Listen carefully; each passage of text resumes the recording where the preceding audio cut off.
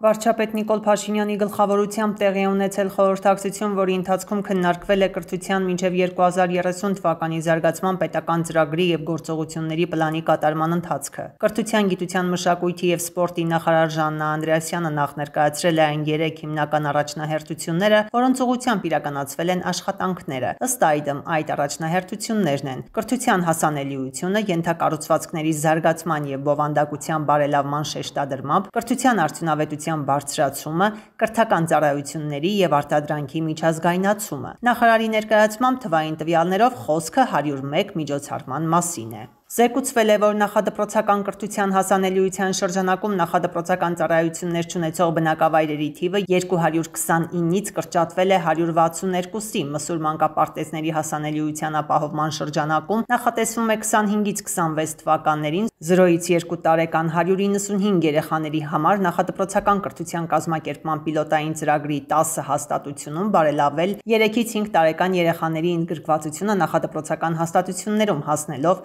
75-ի։ Վարչապետ Փաշինյանը վերջում ընդգծել է կոնցեպտուալ հարցերին ամենօրյա ռեժիմով անդրադառնալու իրականացված աշխատանքի արդյունավետությունը հետադարձ կապի միջոցով ստուգելու կարևորությունը։ Նիկոլ Փաշինյանը կարևորել է իրականացված միջոցառումները և համապատասխան հանձնարարականներ տվել բարձրացված մի շարք հարցերի լուծման առնչությամբ։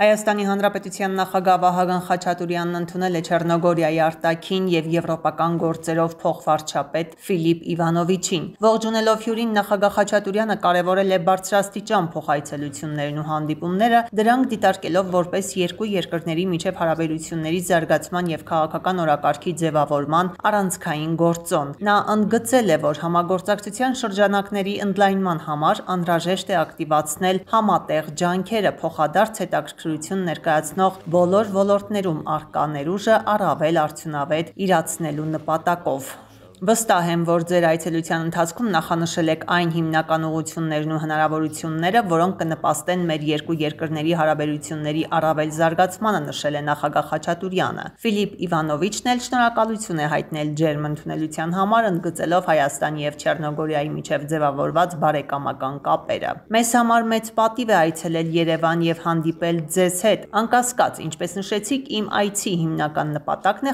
խթանել Հայաստանի և Չեռնոգորիայի հարաբերությունները, որոնք հիմնված են երկարամյա բարեկամության վրա, և մենք ուրախ ենք այս ուղղությամբ քայլեր ձեռնարկելու համար, նշել է Չեռնոգորիայի արտաքին և եվրոպական գործերով փոխվարչապետը։ Կենտրոնական ընտրական հանձնաժողովն իրազեկում է, որ սահմանված ժամկետներում թիվ 14 և 31 ընտրատարածքային ընտրական հանձնաժողովներ ընտրական տեղամասում վերահաշվարկի կամ քվեարկության արդյունքներն անվավեր ճանաչելու մասին դիմումներ չեն ներկայացվել։ Ղեկավարվելով Հայաստանի Հանրապետության ընտրական օրենսգիրք, Հայաստանի Հանրապետության Սահմանադրական օրենքով և հիմք ընդունելով թիվ 14 և 31 ընտրատարածքային ընտրական հանձնաժողովներում անցկացված վիճակահանության արդյունքները, ինչպես նաև թիվ 31 ընտրատարածքային ընտրական հանձնաժողովի 2025 թվականի ապրիլի 1-ին N16A որոշումը, սեփական նախաձեռնությամբ մի շարք ընտրական տեղամասերում քվեարկության արդյունքների վերահաշվարկի մասին վերահաշվարկվելու են ընդհանուր թվով 10 ընտրական տեղամասերի արդյունքները։ Թիվ 14 ընտրատարածքային ընտրական հանձնաժողովը վերահաշվարկ է իրականացնելու թիվ 14/10, 14/01 և 14/11 թվով 3 ընտրական տեղամասերում, իսկ թիվ 31 ընտրատարածքային ընտրական հանձնաժողովը թիվ 31/78, 31/22, 31/66, ինչպես նաև 31/67, 31/70, 31/50, 31/41 թվով 7 ընտրական տեղամասերում։ Վերահաշվարկի աշխատանքները մեկնարկել են 2025 թվականի ապրիլի 1-ին ժամը 14-ին թիվ 14 և 31 ընտրատարածքային ընտրական հանձնաժողովի նստավայրերում, ասված է Կենտրոնական ընտրական հանձնաժողովի հաղորդագրությունում։ Ազգային ժողովի պատգամավոր Վիլեն Գաբրիելյանը վայր է դնում մանդատը։ Այս մասին նա գրառում է կատարել իր Facebook-յան էջում։ Հարգելի հայրենակիցներ, ունեմ հստակ համոզմունք, որ քաղաքական գործընթացներում առանցքային դեր ունի քաղաքական պատասխանատվություն կրելու մշակույթը, իսկ դրա համար էլ համապատասխան կամք ու վճռականություն է պետք, որը ես միշտ տիրապետել եմ։ Անցած կիրակի Գյումրի քաղաքում իմ մասնակցությամբ, այսպես ասած, միջադեպերը համարում եմ ոչ վայել Հայաստանի Հանրապետության ազգային ժողովի պատգամավորի վարքին։ Ազգային ժողովի ժողովի պատգամավորն իր առաքելությունում պարտավոր է չդրսևորել անհարկի վարքագիծ։ Ըստ այդմ բոլորիցդ հրապարակային հայցում եմ ներողություն եւ պաշտոնապես հայտարարում եմ, որ վայր եմ դնում ազգային ժողովի պատգամավորի մանդատս։ Դիմումը այսօր սահմանված կարգով կհանձնեմ ազգային ժողովի աշխատակազմ, ասված է պատգամավորի գրառման մեջ։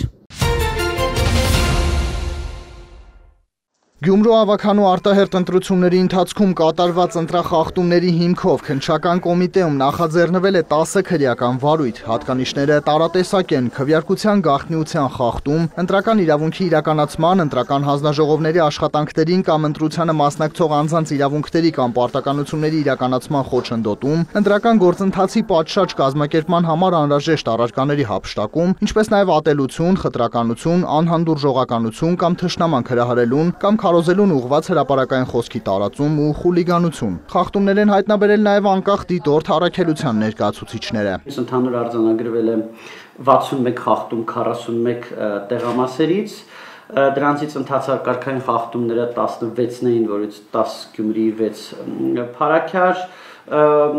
ընտրողների կազմակերպված տեղաշարժ Սա մի երևույթ է, որ լատենտային բնույթ է կրում, դրա համար ոչ միշտ հետևում ենք, մենակ մի դեպք ենք նկատել Փարաքյարում,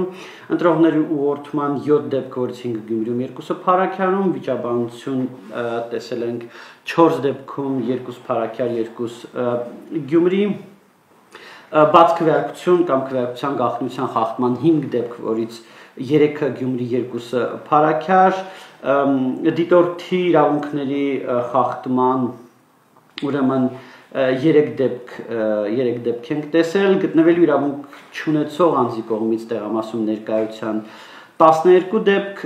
քվեարկության նյութերի հափշտակում կամ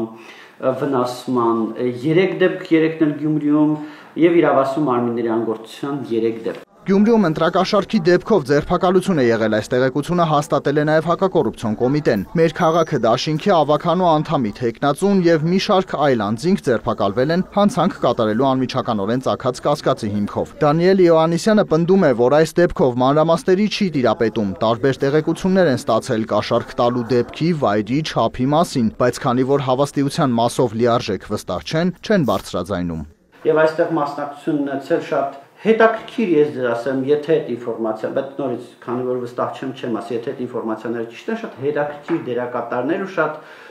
հետաքրքիր վայրեր, որտեղ որ ընտրակաշառքը ըստ այդ տեղեկությունների բաժանվել է։ Ոչ հետաքրքիր եւ ոչ ստանդարտ։ Նախընտրական շրջանում եւ ընտրության օրը անկախ դիտորդը 5 հաղորդում է ներկայացրել իրավապահ մարմիններ, պաշտոնեական դիրքի չարաշահման, ընտրությունների ժամանակ բարեգործության արգելքի խախտման, քարոզչություն պարտադրելու, դիտորդի գործունեությունը խոչընդոտելու եւ քվեարկության գաղտնիությունը խախտելու հատկանիշներով։ Մենք ներկայացրել ենք նաեւ մի շարք հաղորդումներ վարչական իրավախախտումների վերաբերյալ կենտրոնական ընտրական հանձնաժողով, ինչպես նաև Արդարադատության նախարարության անձնական տվյալների պաշտպանության գործակալություն, որը մի քիչ բացառիկ է ընտրությունների կոնտեքստում, մասնավորապես ուրեմն քարոզարշավին մասնակցելու իրավունք չունեցող անձի կողմից քարոզարշություն իրականացնելու մասով Մասնավորապես խոսքը Ռուսաստանի Պետդումայի պատգամավորի մասին էր այս դեպքում, ով քարոզում էր Մայր Հայաստան դաշինքի օգտին։ Քաղաքացիական պայմանագիր կուսակցությունից էլ անկախ դիտորդը վարչական ռեսուրսի չարաշահման դեպքեր է արձանագրել։ Մասնավորապես քարոզարշավի ժամանակ թեկնածուն խոստացել է ճանապարհներ ասֆալտապատել, սակայն որպես միջանկյալ լուծում մինչև ընտրությունները շեբենապատել են ճանապարհը։ Անկախ դիտորդը Գյումրու 2 տեղամասերում արտարոց ակտիվություն է նկատել։ Ընտրատեղամասերից մեկը կապվում է Վարդան Ղուկասյանի, մյուսը Սարիկ Մինասյանի անվան հետ։ Ըստ Իոաննիսյանի այստեղ առավել բարձր մասնակցություն է գրանցվել առավոտյան ժամերին։ Առավոտյան ժամերին բարձր մասնակցությունը քաղաքային բնակավայրերում մենք համարում ենք ոչ բնական, առավել եւս երբ որ այդ բարձր մասնակցությունը բնակավայրի նույն բնակավայրի այլ հատվածների համեմատ ավելի բարձր է, որտեղ քաղաքային բնակավայրերում առավոտյան մարդիկ նախընտրում են քնել։ Եվ երբ որ քնելու փոխարեն առավոտ շուտ գնում են այցելում են ընտրական տեղամասեր, մենք փորձում ենք հասկանալ մարդկանց այդպիսի վարքի պատճառները, առավել եւս եթե նույն քաղաքի այլ հատվածներում մարդիկ 2.5-3 անգամ ավելի քիչ ակտիվություն են ցուցաբերում առավոտյան ժամերին 8-ից 11-ի միջակայքում։ Եվ երբ որ տեսնում ենք, որ հստակ կորելացիա կա, օրինակ առավոտյան ժամերի ակտիվությունը այն տեղամասերում է, որոնք ավելի շատ ասոցացվում են կրիմինալի հետ, որոնք ավելի շատ ասոցացվում են այս կամ այն հնարավոր ազդեցության հետ, Մենք գալիս ենք այն եզրակացության, որ հավանային հավանականությամբ այդ բարձր մասնակցությունը պայմանավորված է եղել նրանով, որ այդ տարածքում կա ենթարկեցված որոշակի էլեկտորատ։ Գյումրիում ընտրատարածքային հանձնաժողովների աշխատանքը պատրաստվածության առումով զիջում էր փառաքարին, արձանագրել են անկախ դիտորդները։ Իոաննիսյանի խոսքով Գյումրիի որոշ հանձնաժողովների նախագահների աշխատանքը կոմպետենտ չի եղել։ Հայտնաբերվել են նաև դրոշման իշերի ու ծրարների որակի հետ կապված խնդիրներ։ Անկախ դիտորդը խախտումներ է նկատել դիտորդական առաքելություն իրականացնող ՀԱՅԱՔՎ եւ Գյումրու առաջընթաց առաքելությունների աշխատանքում։ Դիտորդները տարբեր ընտրատեղամասերում ներկայացել են կամ որպես վստահված անձ, կամ այս կամ այն ուժի հետ կապված անձ։ Դանիել Իոաննիսյանը ներկայացրել է նաև ընտրությունների մասին իրենց գնահատականը։ Չնայած խախտումների դեպքերին Գյումրիում քվեարկության արդյունքները ընդհանուր առմամբ արտահայտում են ընտրողների կամքը։ Փառաքարում ընտրությունների արդյունքները կասկածի տակ դնելու հիմք եւս անկախ դիտորդը չունի։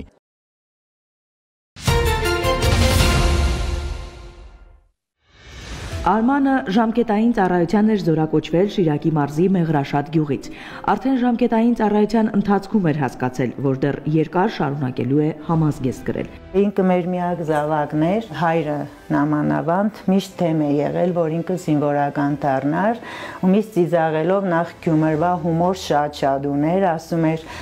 «Բա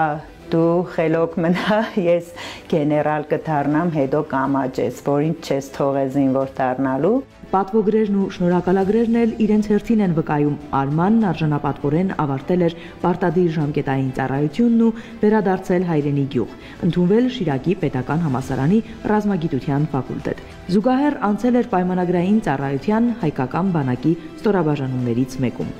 Շատ լավ էր իրեն դրսևորել ու քանի որ ուսանողել էր բարձրագույն հաստատությունում, այնտեղ ասել էին, որ սեպտեմբերի 15-ից հետո պիտի Վազգեն Սարգսյան իրեն ուղարկեն 6 ամսով սովորելու ու հետ վերադառնալու։ Ինքը շատ ուրախ էր։ 2020-ին հայրենիքի պաշտպանության համար մարտերին մասնակցող ստորաբաժանումներին օգնության հասնելու նպատակով ծառայակիցների հետ օժանդակ ուժերի կազմում մեկնեց մարտական գործողությունների նախանշված վայր։ Ինքը ուջեպկա սովորել էր BMP-ի նավոճիկ։ Քննությունը հանձնել էր շատ լավ ու իրան նախ ինքը սկզբից պիտի սովորեր տանկի վարորդ, ինչ, հետո որ տեսել էին ինքը համակարգիչ շատ լավ գիտի ու քննությունները շատ լավ է հանձնում, իրան արագ տեղափոխել են ու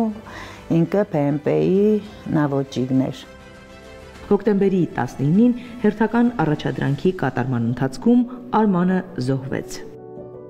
Մենք շատ մոտ ընկեր ունենք, Էջմիածինից են, իրենք երկու զավակ են կորցրել, Գեղամն ու Նուշիկը, իրենք մեզանից շուտ են ունեցել։ Ու միշտ իրենք էին ասում, որ դու չես պատկերացնի, ինչքան կփոխվի ձեր տունը։ Ես միշտ պատմում էի, թե Նուշ հավատում ես,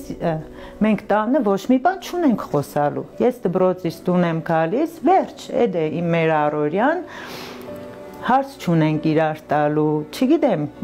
ուզում ենք շուտ մտնի, քնենք, այդ վիճակներ։ Ինքը ասում էր, չէ, դու կտեսնիս ոնց կփոխվի, ես երկու երեխա եմ կորցրել ու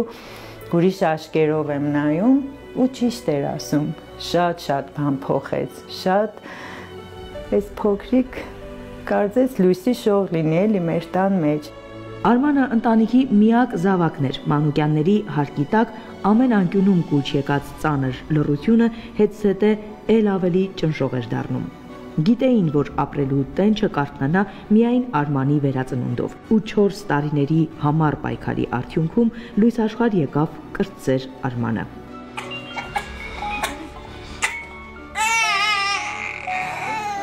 Ես ուզում եմ, որ ամեն տղու տեղը ծնվին այդ տղաները։ Մենք էլ այս ցևի ենք հաղթում, ապրելով, ապրեցնելով,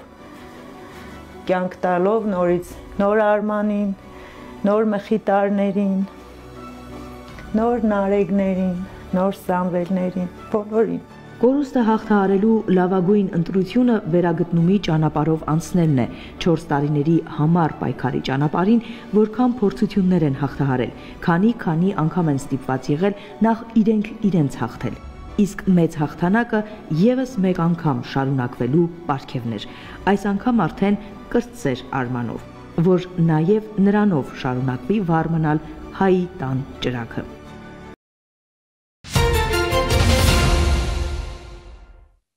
Դոնալդ Թրամփը տքնաջան աշխատանք է կատարում Ռուսաստանի եւ Ուկրաինայի միջև խաղաղության պայմանագրի ուղղությամբ հայտարարել է Սպիտակ տան խոսնակը, շեշտել. Միացյալ Նահանգների նախագահը դժգոհ է երկու երկրի առաջնորդների հայտարարություններից։ Պետքարտուղարության խոսնակն էլ անդրադարձել է Վլադիմիր Պուտինի առաջարկին, որ Ուկրաինայում կարող է ՄԱԿ գլխավորությամբ ժամանակավոր վարչակազմ ստեղծվել։ Թեմի Բրյուսը նշել է, որ Դոնալդ Թրամփը հավանություն չի տալիս Մոսկվայի գաղափարին։ Ուկրաինայում սահմանադրական ժողովրդավարություն է, այդ երկրի կառավարման գործընթացը որոշվում է սահմանադրությամբ եւ ուկրաինացի ժողովրդի կամքով, ասել է պետքարտուղարության խոսնակը։ Նա ընդգծել է, բանակցություններում Ռուսաստանից եւ Ուկրաինայից կպահանջեն կոշտ որոշումներ եւ փոխզիջումներ։ Ռուս-ուկրաինական կարգավորումը մեկնաբանել է ԱՄՆ նախագահը Դոնալդ Թրամփը, հույս է հայտնել, որ Մոսկվան կգնա գործարքի եւ Վաշինգտոնը ստիպված չի լինի լրացուցիչ մաքսատուրքեր սահմանել ռուսական ամբողջ նավթի համար։ Նա նաեւ տեղեկացրել է, որ Կիևի հետ հազվագյուտ մետաղների մասին գործարքը պատրաստ է, սակայն ուկրաինական կողմը ձգձգում է դրա ստորագրումը եւ անվտանգության նոր պայմաններ առաջ քաշում։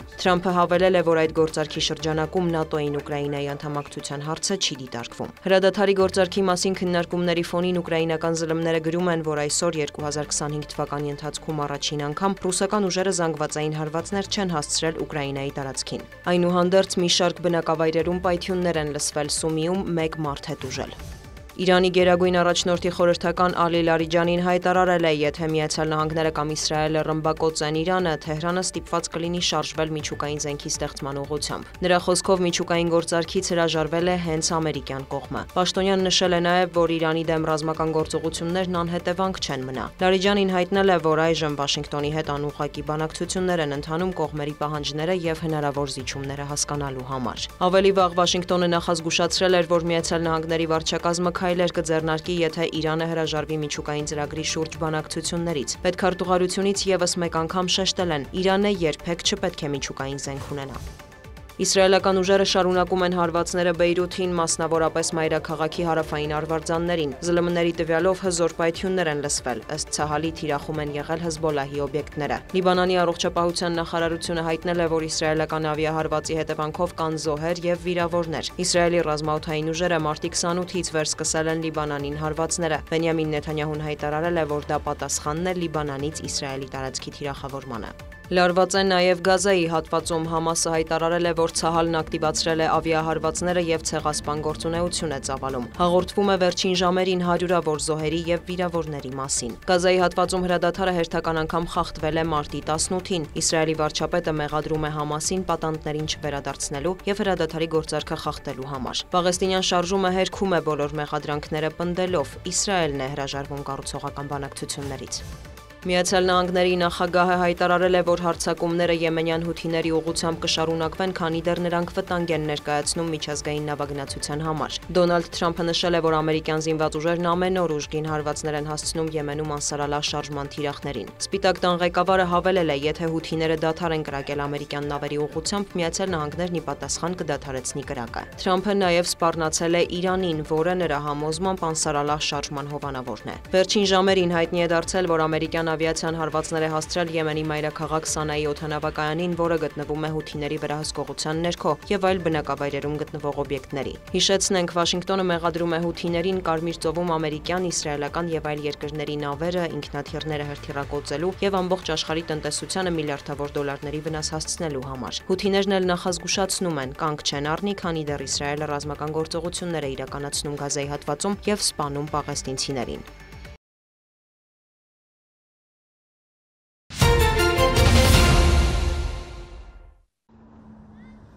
Կանդիցիաները մակետային տարբերակը զկարա մեծանա եւ ավելի մեծ տարածքների համար օգտագործվի։ Ու սա ահագին զարգանալու տեղեր ունի, քանի որ սա մեր առաջին մոդելն էր եւ սարքերի ինտեգրումից հիմնականում ռոբոտներ են պատրաստել ու նմանատիպ բաներ պատրաստելու, սա իմ առաջին փորձն էր եւ առայժմ այս կարճ ժամանակահատվածում հասցրել եմ սա պատրաստեմ։ Հարժիսեցի Հայկը խելացի օթորակիչ է ներկայացրել Digicode-ի մարզային փուլին։ Շարժիչից, էկրանից ու սենսորից բաղկացած սարքը բարդ կառուցվածք չունի, չափում է օդի խոնավությունն ու ջերմաստիճանը։ 2017-ից է միացել Արմաթին, նմանատիպ ծրագրերի շնորհիվ հասցրել է փորձ ձեռք բերել։ Դպրոցի ունեցած գիտելիքներս խթանելա, որպեսզի արմաթում կարողանամ աշխատեմ, իսկ արմաթում ստացած գիտելիքներս օգնելա, որպեսզի դպրոցում կարողանամ առարկաները սովորել ու լավ համագործակցում է դպրոցն ու արմաթը իրար հետ, այդ գիտելիքները ինձ ահագին օգտակար են եղել։ Աստղագիտության վերաբերյալ առավել մանրամասն տեղեկություն փոխանցելու նպատակով էքսկուրսիա տիեզերքում վիրտուալ լաբորատորիա են ստեղծել Եվան ու Մարիամը։ Առաջին փորձում ներկայացում են մոլորակների պտույտը արեգակի շուրջ։ Երկրորդ փորձում ներկայացում են մոլորակների առանձնահատկությունները, որոնց մասին մենք իմանում ենք աստղադետեկի օգնությամբ։ Իսկ երրորդ փորձում մենք ներկայացնում ենք մոլորակների հեռավորությունը արեգակից, որը մենք կարող ենք չափել։ Մենք որոշել ենք աստղագիտության մասին ստեղծել վիրտուալ լաբորատորիա, որովհետև նրան շատ քիչ են անդրադառնում։ Համակարգչային խաղ, վիրտուալ աշխատանոց, սարքերի ինտեգրում անվանակարգերով մասնակիցները ներկայացրել են ստեղծած խաղերը։ Անցկացվել է նաև օլիմպիադա կրիա եւ Python ծրագրավորման 2 լեզուներով։ Արմատ ինժեներական խմբակներում երեխաներին մատուցվում են կոդավորման մասին հիմնական գիտելիքները, թե ինչքանով է ստացվում, պարզվում է DigiCode-ի միջոցով։ Ամեն տարի գրեթե տարբեր կարգերով եմ գալիս, սկզբից եղել է խաղերի ստեղծում, լաբորատորիա, այնուհետև էլի օլիմպիադա եւ այս վերջի 3 տարին օլիմպիադա եմ եղել։ Ինձ համար սա շատ կարևոր փորձ է, որպեսզի ես զարգացնեմ իմ մտությունների ծրագրավորման մեջ, որտեղ ես նաև իմ ապագա մասնագիտության մեջ դա մեծ դեր է ունենալու։ DigiCode կիրառական ծրագրավորման 10-րդ պատանեկան մրցույթն այս անգամ անցկացվեց Գորիսի թիվ 2 հիմնական դպրոցում։ Այն հնարավորություն է տալիս բացահայտելու եւ խրախուսելու ապագա տաղանդավոր ծրագրավորողներին, որոնք ձեռք բերած հմտությունները մեկտեղում են մաթեմատիկական գիտելիքների հետ։ DigiCode-ը նպատակ ունի բացահայտել, ճանաչելի դարձնել, ինչպես նաև խրախուսել մեր պատանիներին, նպաստել, որպեսզի նրանց մոտ ստեղծագործական հմտություններ զարգանան։ Պարզապես խաղ խաղացողից օգնում ենք նաև սրանով նպաստում ենք, որպեսզի երեխաները վերածվեն խաղ ստեղծողի, պարզապես պարողից վերածվեն ստեղծողների, ինչը հանդիսանում է նաև հենց արմաթի հիմնական նպատակներից մեկը։ Նախամարզային, մարզային եւ հանրապետական փուլերով անցկացվող մրցույթին այս տարի հայտագրվել է 1600 աշակերտ։ Սյունիքի մարզում գործում են 48 արմատ աշխատանոցներ, որտեղ սովորում են շուրջ 850 երեխաներ։ Նրանցից 150-ը DigiCode մրցույթին մասնակցելու հայտեր ներկայացրել։ Տարեց տարի նախ հայտերի թիվն է ավելանում, ու եթե համեմատում ենք 2025-2022 թվականի հայտերի թվերը, գրեթե կրկնապատկվել է։ Երեխաները ինչքան սերնդափոխություն է լինում, այնքան գաղափարներն ավելի տարբերվող են, տարեց տարի նաև այս գաղափարների տարբերությունն է զգացվում, ինչը հենց նախագծերի վրա կարծում եմ տեսանելի է։ Ապրիլի 12-ին մարզային փուլի մրցանակակիրները հանրապետական փուլում կներկայացնեն լավագույն աշխատանքներն ու կստանան մրցանակներ։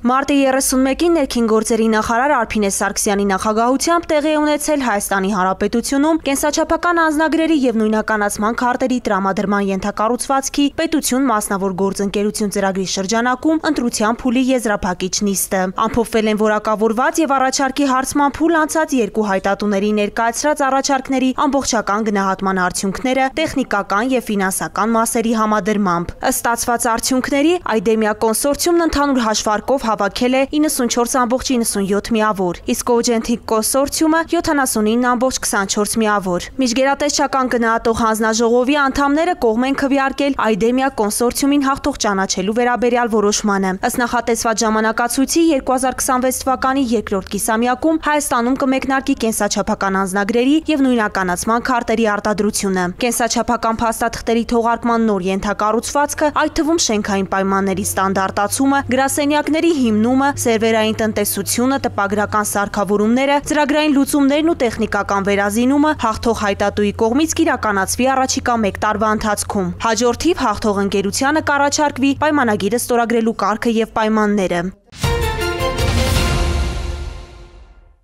Քրեական ոստիկանության Շիրակի մարզային վարչության ծառայողները մարտի 26-ին ստացել էին օպերատիվ տեղեկություն, որ Հրազդան քաղաքի բնակիչ մի երիտասարդ զբաղվում է թմրանյութերի իրացմամբ, Գյումրիի տարբեր վայրերում թմրամիջոցներով փաթեթներ տեղադրելով։ Նույն օրը ժամը 17:15-ին Օզանյան եւ Սահմանապահների փողոցների խաչմերուկում հրազդանցի 24-ամյա երիտասարդը ձերբակալվեց եւ տեղափոխվեց վարչություն։ Անձնական խուզարկությամբ նրա ուսապարկում հայտնաբերվեց կպչուն ժապավենով 8 փաթեթ։ Ըստ նրա փաթեթներում կանեփ տեսակի թմրանյութ է, որը տելեգրամյան ալիքի միջոցով վերցրել է Երևանում Գյումրիում տեղադրելու համար։ Երիտասարդը հավելել է, որ 3 փաթեթ արդեն տեղադրել է եւ պատրաստ է դրանք ներկայացնել։ Հուսապարկում հայտնաբերվել են նաեւ դեղնականաչավուն զանգված ու մոխրացած հետքերով կաթուցիչ։ Շիրակի մարզային քննչական վարչությունում նախաձեռնվել է քրեական վարույթ քրեական օրենսգրքի 393-րդ եւ 396-րդ հոդվածների հատկանիշներով։ Զննության Մայակովսկու փողոցում հայտնաբերվել եւ վերցվել են նաեւ երիտասարդի տեղադրած 3 փաթեթները։ 24-ամյա հրազդանցին տեղափոխվել է ձերբակալվածների պահման վայր, նախաքննությունը շարունակվում է։ Աշտարակի համայնքային ոստիկանները ստացել էին օպերատիվ տեղեկություն, որ Փարպի գյուղի բնակիչ 51-ամյա տղամարդը տանն ու կից շինություններում ապօրինի պահում է թմրանյութ։ Մարտի 25-ի առավոտյան նա ձերբակալվել եւ տեղափոխվել է բաժին, որտեղ ընդունել է, որ երկար տարիներ օգտագործում է թմրանյութ, նաեւ տանն ու կից շինություններում ունի պահած մարիխուանա։ Նախաձեռնված քրեական վարույթի շրջանակներում նույն օրը կատարված զննությամբ նկուղում եւ տանը հայտնաբերվել է 109 գրամ մարիխուանայի նմանվող զանգված։ Հաջորդ օրը կատարված խուզարկությամբ էլ հայտնաբերվել են մոտ 9 գրամ կանեփանման զանգված, նույն զանգվածով լցված կաթուցիչ եւ ավելի քան 22 գրամ կանեփի սերմ։ Նախաքննությունը շարունակվում է։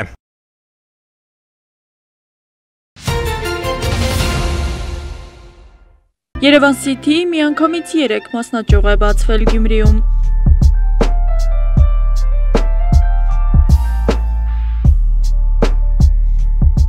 Երևան City-ի ընդհանուր թվով 50-րդ մասնաճյուղը բացվեց Գյումրու Պարուրսևակ 11 կոտորակ 6 հասցեում։ Բացին, 50-րդ City-ին բացին։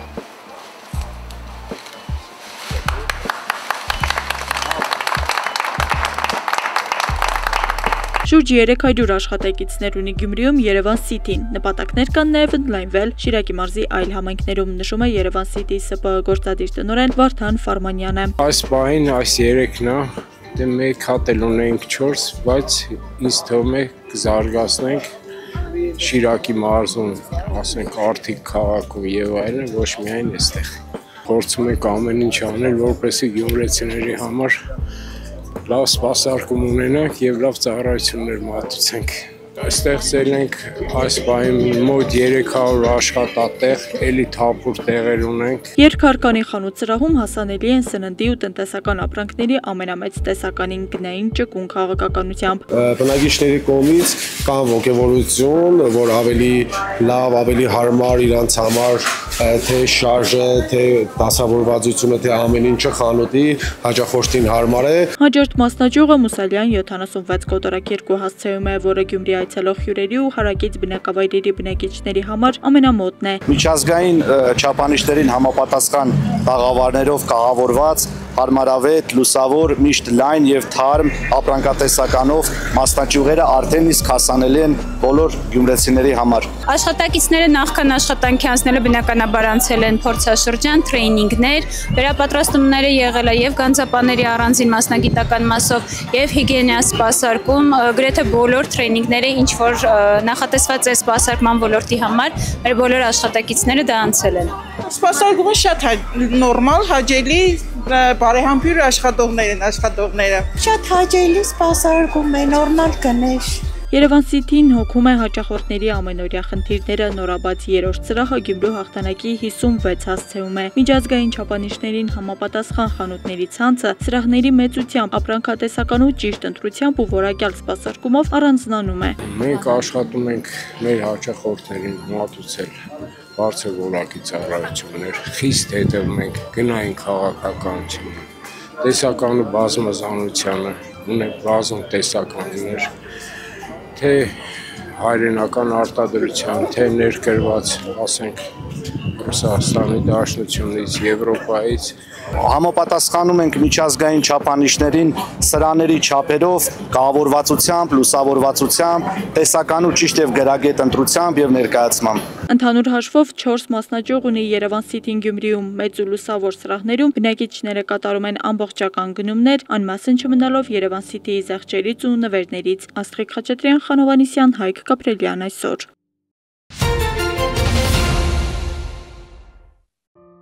Իթիվս բազմաթիվ միջոցառումների Արմինեի գրադարանի տարեկան ամփոփիչ միջոցառումը յուրահատուկ էր բնույթով, որն իրականացվում է Արմինեի ծննդյան օրը։ Արմինեի գրադարանի առաքելությունն է զարգացնել ընթերցանության եւ շարունակական կրթության մշակույթը, նպաստել Հայաստանում գրքասեր համայնքի ձևավորմանը։ Այնինչը երազում էր իրականացնել Արմինե Գրիգորյանը, ընկերներն են իրենց նախաձեռնություններով ու աշխատանքի միջոցով իրականություն դարձնում, ապրեցնելով գյումրեցի աղջկա ներկայությունն ու էներգիան։ Մեծացել էր Գյումրիում, ստացել էր բանասիրական կրթություն, ապաչելու տեխնոլոգիական կենտրոնում ուսումնասիրել էր ծրագրավորում, որտեղից էր սկիզբեր արել իր մասնագիտական ուղին։ Գրադարանը հիմնել է Արտակ Գևորգյանը, Արմինեի գրադարանը ընթերցանության միջավայր է փոխել Գյումրիում, նոր մշակույթ է ձևավորել, ինչն էլ ինքնակրթության հանդեպ սեր է ձևավորել ընթերցողների մոտ։ Հաշվետու տարի հիմք ենք վերցնում Արմինեի ծննդյան օրը ու ունենք բավականին լավ արդյունքներ,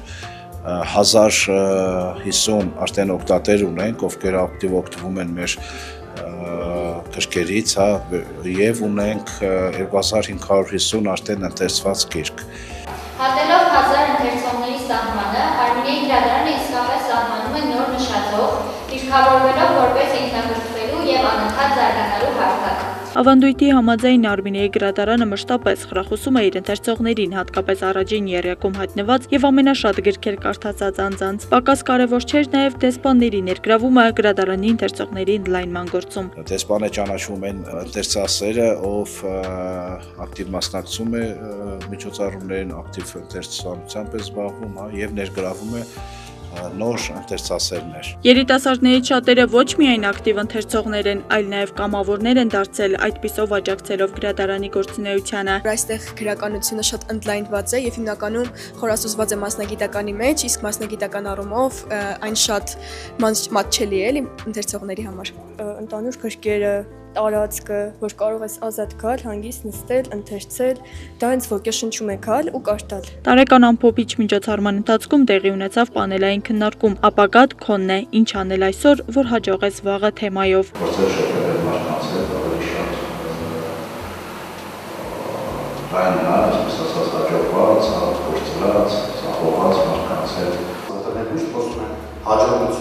Հաջողությունը ձեռքբերումը,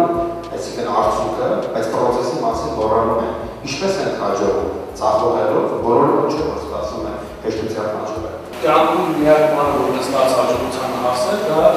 հավն է։ Պետք է վերնալ ու գործունեություն անել, որ մասնակցություն